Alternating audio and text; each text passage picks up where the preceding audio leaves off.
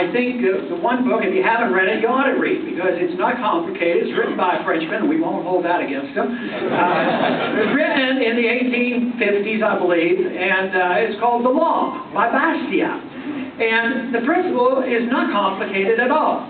He merely states that if you as an individual can't do something, like rob your neighbor, or interfere with your neighbor's property, or pollute your neighbor's land, if you can't do it as an individual, why in the world would you let the government do it, or call on the government to do it?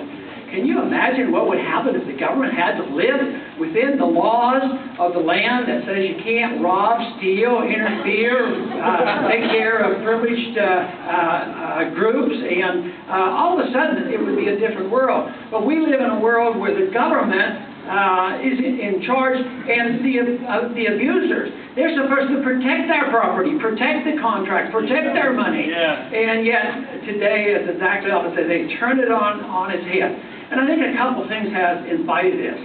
One, the government makes the assumption it owns you.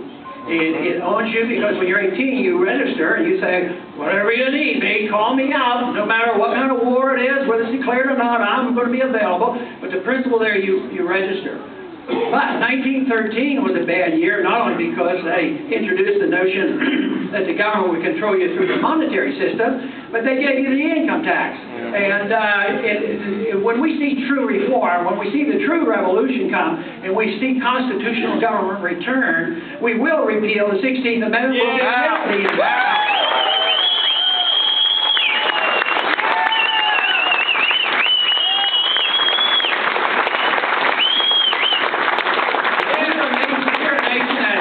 Incrementalism. We allowed, back in those years, to have a very, very modest, small income tax, but the principle was gone until the point where the government owns all our income. And in Washington, you know what they say? Well, we can't give you an income tax cut, because if we cut that, that costs the government money.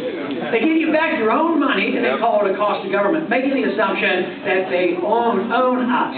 And we as conservatives too often over the years have taken the position that the Democrats regulate, and we can't take care of that. We do need regulations. They don't understand the marketplace.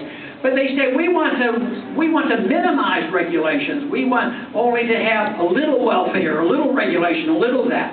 But you know what?